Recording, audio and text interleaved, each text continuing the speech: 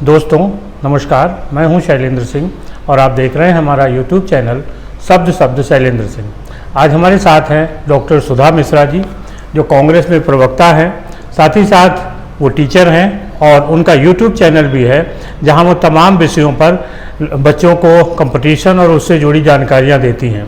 इसके साथ ही साथ सुधा जी पोएट भी हैं, बहुत अच्छी कविताएं लिखती हैं। लेकिन आज हम लोग बात करेंगे राजनीति की। लोकसभा के चुनाव चल रहे हैं और कांग्रेस मुख्य विपक्षी दल है जो भारतीय जनता पार्टी को रोक सकता है। लोगों की जो उम्मीदें हैं कि बदलाव हो, उस पर किस तरीके से कांग्रेस चल रही है। सुधा जी बताइए, कैसे कांग्रेस मुकाबला करेगी, क्या चीज़ें लेके आ रही है? जी बहुत बहुत आभार शैलेंद्र जी, आपके YouTube चैनल पे आपने आने का सौभाग्य दिया, इसके लिए बहुत आभार।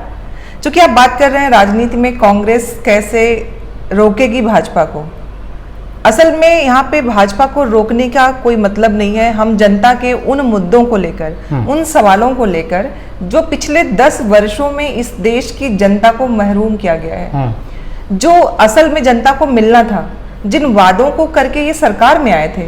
इन्होंने कहा था कि अच्छे दिन आएंगे, ये टैगलाइन देके जुमलों के द्वारा सरकार ने जनता को सिर्फ और सिर्फ उनके इमोशन से खेलना वो किया। पिछले 10 वर्षों के आप पूरे अगर देखेंगे इनके मैनिफेस्टो को, भाजपा का जो सरकार रहा है, तो वादों को अगर आप उसमें जांचेंगे कितना पूरा किया कितना नहीं, क्योंकि अगर जनादेश है आपको, जनता ने आपको चुना है कि आप सरकार में आने के बाद जनता के कल्याण की जो योजनाएं हैं, जो उनकी समावेशी विकास को कर सकती हैं, आप उन्हें करें। और जब मैनिफेस्टो में घोषणाएं आपने की हैं, लेकिन सरकार बनने के बाद उन मुद्दों पे कोई चर्चा ना हो, उन मुद्दों पे कोई बात ना हो, लेकिन आप क्या करते हैं, जो ये सरकार मौजूदा समय में है, ये उन मुद्दों को उठाती है जिससे जनता का कोई सरोकार नहीं है। आप अभी देखिए, अभी एक आपके सामने आया होगा कि जिसमें जनता के असल मुद्दे क्या हैं, तो वहां सबसे बड़ा मुद्दा बेरोजगारी आया था। वहां सबसे बड़ा मुद्दा था कि लोगों को स्वास्थ्य में जो सुविधाएं नहीं मिल रही हैं। तो मतलब जो असल में लोग चाहते हैं, और जब प्रजातंत्र की बात होती है, लोकतंत्र की बात होती है, या इस देश में जब इस लोकतंत्र की स्थापना हुई थी, तब हमारा देश क्या था और हमारा विजन क्या था कि हमारा देश पूरे विश्व में वसुधैव कुटुंबकम, जो ये लोग आज अपने जुमले में प्रयोग करते हैं, हमने वो सोचा था। हमारे पंचशील सिद्धांत, विदेश नीति को लेके, देश के विकास को लेके, हमने जो विकास की अवधारणा निर्माण के रूप में प्रस्तुत की थी कांग्रेस की सरकारों ने, वो आज इस देश को उत्तरोत्तर प्रगति की तरफ ले जा रही हैं। लेकिन आप 10 वर्षों की बात करेंगे तो 10 वर्षों में ऐसा कोई कार्य नहीं हुआ कि आज की मौजूदा सरकार अपने रैलियों में उसको बोल सके। यही असल मुद्दा है। तो जो मिशन 80 है उत्तर प्रदेश से, कितनी हद तक पूरा होगा, कहाँ तक आप लोग? देखिए, जब हम छोटे थे, मैं जहाँ से आती हूँ, वो अवध का और भोजपुर का, जो भोजपुरी भाषा है उसको बोलने वाले लोग हैं। वहाँ पे एक कहावत बहुत प्रसिद्ध होगी, आपने सुना होगा। और वो कहावत ये कहती है ना, एक शंख थी, एक शंख जो देती है पैसा, और एक शंख थी जो ढपोर शंख थी, जो सिर्फ कहती थी, देती कुछ नहीं थी। तो ढपोर शंख बज रही है पिछले 10 वर्षों से। तो आप जो 80 की बात कर रहे हैं, क्या प्रजातंत्र में एक तरफा कुछ होता है क्या? नहीं। आज आप बात करते हैं 140 करोड़ भारतीयों की, और आप 35 से 40% में सरकार बनाए हैं। तो जो बाकी 60 के लोग हैं वो कौन है? तो प्रश्न पूछिए इन लोगों से कि जब आप ऐसी बातें करते हैं, आप भाइयों बहनों सबको कहते हैं, हाँ, लेकिन जब आप बात करते हैं तो बाकियों को, जो गठबंधन से आपके इतर लोग हैं, जो 60 से अधिक प्रतिशत के लोग हैं, उनको आप भारतीय गिनते ही नहीं है। तो आप कितना झूठ बोल रहे हैं, ये तो प्रश्न बनता है ना। तो असल में जो आपने 80 कहा, ये सिर्फ वही ढपोर शंख वाली बात है। कांग्रेस जो घोषणा पत्र लेके आई है जी, उसमें न्याय की बात कही गई है। क्या है वो घोषणा पत्र और जनता कैसे उसको समझे? देखिए शैलेंद्र जी, पिछले 10 वर्षों में न्याय के हर पहलू को खतरे में डाला गया है। जो न्याय असल में जनता की जरूरत थी, उसको खत्म करने की पुरजोर कोशिश की गई है। अगर मैं कहूं कि जब हमारा घोषणा पत्र आया, जो न्याय पर आधारित है, आपने देखा होगा पंच न्याय हमने रखा है, और उन पंच न्यायों में जो हमने सबसे महत्वपूर्ण 3 शब्द रखे हैं, वो है काम, धन और कल्याण। 3 शब्द मुख्य हमारे घोषणा पत्र में। और फिर हम बात कर रहे हैं उसमें युवा न्याय। तो जो अभी आपकी आई है कि बेरोजगारी है, युवा न्याय उससे मिलेगा कि जो जिस लायक है उसको उसके अनुसार उसके रोजगार का प्रबंधन किया जाए। दूसरा हमारा मुद्दा है नारी न्याय। आप उठा के देख लीजिए, दिल्ली की वो बेटियां हों जो जंतर मंतर पे बैठी थी, मणिपुर की वो नग्न अवस्था में घुमाई गई स्त्री सिपाही की जो पत्नी थी वो थी, आप किसी भी राज्य, उत्तराखंड, उत्तर प्रदेश, अनगिनत उदाहरण आपके पास हैं जिन बेटियों को न्याय मिलना चाहिए था उनके साथ दुर्व्यवहार किया गया। तो हम जो बनाए गए नियम, आपने देखा होगा कि जब 2013 में एक घटना हुई थी, कितने जो नियम थे बनाए गए थे, उन नियमों को अगर लागू किया गया होता पूरी कठोरता के साथ, तो क्या किसी अपराधी का मन इतना ज्यादा बढ़ता? आप देख रहे हैं ना, जो अपराधों में जिस तरह से उसमें जिस तरह से डेप्थ में, जो गहराई में लोगों में हिंसा आ रही है, उसकी हिम्मत कहां से आ रही है? क्योंकि आप प्रावधानों को सही रूप में रूपायित नहीं कर पा रहे हैं, आप उनको लागू नहीं कर पा रहे हैं, तभी तो लोगों में इतनी ज्यादा हिम्मत बढ़ रही है अपराध करने की। अपराध बढ़ क्यों रहे हैं? क्योंकि आप अपने नियमों को, कानूनों को, प्रावधानों को लागू नहीं कर पा रहे हैं। हम दूसरी बात जो कर रहे हैं नारी न्याय की। तीसरी हमारी न्याय जो बात है वो किसान न्याय। आप जानते हैं कि किसानों के आत्महत्याओं की संख्या दिनों दिन बढ़ती गई है। क्यों बढ़ रही है? कोई किसान आत्महत्या कब करता है?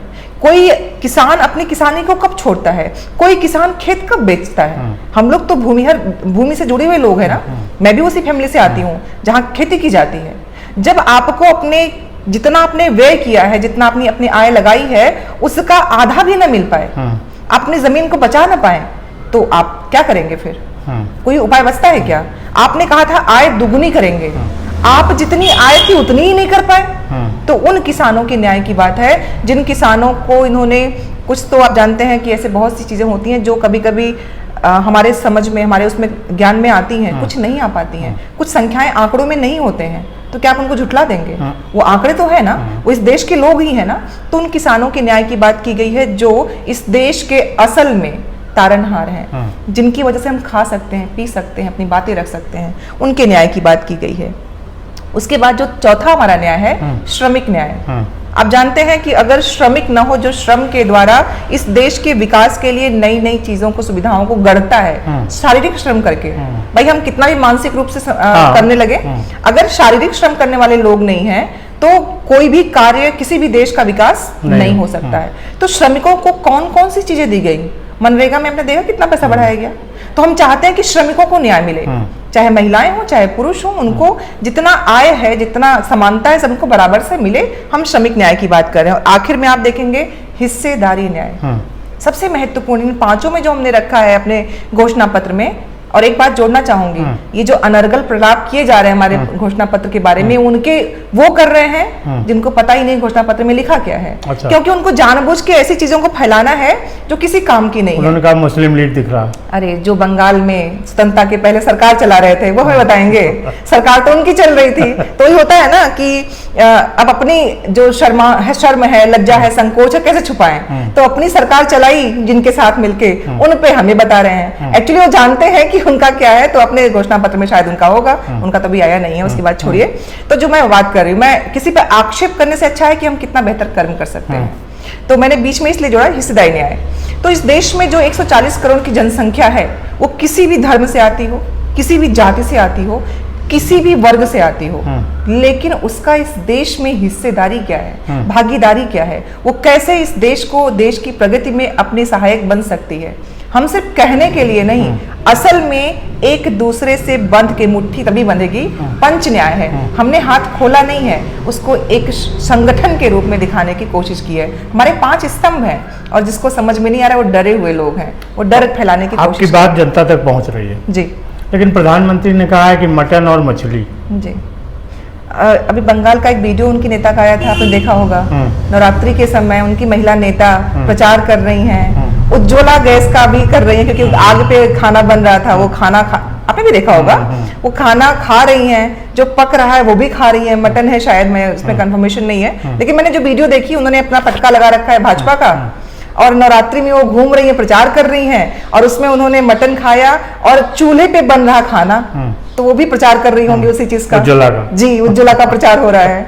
झूठ को सुनिए लेकिन जांच करिए। मैं हर बार कहती हूँ कि अगर कोई आपके कान में झूठ का जहर डाल रहा है तो जहर को आने मत दीजिए, तथ्यों में उसको खोजिए, तथ्यों में निकालिए, तब आपको समझ में आएगा कि आपको जानबूझ के ऐसा बनाने की कोशिश की जा रही है कि आप तथ्य विहीन हो जाएं। कहती हूँ देखिए, मेरी विचारधारा जो है मैं उस पर किसी को इंसिस्ट नहीं करती हूँ, मैं तथ्यों को जांचती हूँ, परखती हूँ। आप मुझसे कुछ कहेंगे तो पहले मैं जांचूंगी, परखूंगी, सहमत नहीं हूं तो मैं असहमति दिखाऊंगी, और सहमति है तो मैं सहमति दिखाऊंगी। तो जनता के पास जो ये अधिकार है ना, आपके पास एक जो मोबाइल है, सूचना का सबसे बड़ा जो यंत्र है, इसका इस्तेमाल सिर्फ ऐसे जहरों के वीडियो को देखने में नहीं, बल्कि इंफॉर्मेशन को जांचने में कीजिए। देखिए कि वो बांध जो आज भी अनवरत चल रहे हैं, भाका नांगल बात की बात कर रही हूँ, आईएम्स की बात कर रही हूँ। आपने जो कोरोना की वैक्सीन बना ली थी, जिसपे बाद में निकला कि कितना बॉन्ड दिया था, वो तो बात ही अलग है। लेकिन अगर हम ऐसा कुछ कर पा रहे हैं, हम चांद से लेकर कहीं भी पहुंच पा रहे हैं, तो किसकी वजह से? वो सोच देखिए आपके प्रथम प्रधानमंत्री की, कि उन्होंने इस देश में अधिकार दिया, विज्ञान दिया, विकास दिया, पंचशील सिद्धांत दिए, आपकी विदेश नीति को सख्त किया। आखिरी सवाल जी, कितनी सीटें उत्तर प्रदेश में देख रही हैं? हम तो पूरे गठबंधन में 80 पे 80 पे लड़ रहे हैं, 80 पे 80 लड़ रहे हैं। बिल्कुल, देखिए जो ये प्रश्न है, मैं हमेशा कहती हूँ, मैं अपने, चूंकि अभी मैं एज कांग्रेस प्रवक्ता बात कर रही हूँ, मैं हमेशा तथ्य के इतर बात नहीं करती हूँ। हम अपनी पुरजोर कोशिश कर रहे हैं कि जिस तरह से इस देश में एक हवा बधाई गई है, कभी ना आपने देखा होगा जादू का खेल, उसमें इंद्रजाल बनाया जाता है। आप जब उससे बाहर निकलते हो तो समझ में आता है कि नहीं, कुछ तो किया गया था। आपको ये मानना पड़ेगा कि अगर आपके घर के परिवार के, जिस भी परिवार में आप रहते हैं, अगर नौकरी नहीं मिली है, इसका मतलब बेरोजगारी है। अगर आपके घर में, लोग कहते हैं सरकारी नौकरी मत करिए, मैं तो पूछती हूँ क्यों ना करें? जो संविधान ने अधिकार दिया है, जो पद सृजित हुए हैं, उस पर क्यों नहीं करेंगे? भाई पहले जो जितना पद है उतना नौकरी दे दो, और अगर जरूरत है तो और बनाओ, बच्चों को नौकरी दो, क्यों नहीं देंगे आप? तो ये जो बात है हमारे कांग्रेस मैनिफेस्टो की, वो यही कि जो संविधान ने अधिकार दिया है वो जनता को मिले। आपको लगता है कि इस चुनाव में इंद्रजाल से बाहर आ जाएगी जनता? बिल्कुल, ये जो मेरा मानना है, सिर्फ इसलिए नहीं कि मैं उस विचारधारा में हूँ, सिर्फ इसलिए नहीं कि मैं चाहती हूँ कि मैं अपने पार्टी को जिताऊं, सिर्फ इसलिए नहीं कि मुझे उसी पार्टी को जिताना है, बल्कि इसलिए कि इस देश का असल विकास कैसे हो सकता है जब आपके सपने स्वार्थी ना होके पूरे देश के लोगों को लेके चलते हों। आप जिस देश में रहते हैं, इसकी विविधता आज से नहीं, न जाने कितने सदियों से है। तो उस वैविध्य को जब हम लेके चलेंगे, और विविधता एक साथ जब एक गुच्छ के रूप में होती है, तो उसकी जो खूबसूरती होती है, आप भी जानते हैं कितनी बेहतर। तो हम उस खूबसूरती को, क्योंकि आप उत्तर प्रदेश की बात कर रहे हैं, मैं तो पूरे लोकसभा चुनाव की बात कर रही हूँ, पूरा नहीं होने देंगी? बिल्कुल नहीं, ऐसे कैसे? लोकतंत्र में है हम, आपको कहने का अधिकार तो हमें भी तो है। हम भी अपने बात को तथ्यों से रखेंगे, आप झूठ बोलते रहिए। तो ये तो अब 4 जून को देखेंगे। बिल्कुल। ये थी हमारे साथ सुधा मिश्रा जी। हम लोग फिर किसी मुद्दे पर मिलेंगे, बातचीत करेंगे और कुछ और सवाल करेंगे। शुक्रिया, नमस्कार, धन्यवाद, बहुत आभार आपका।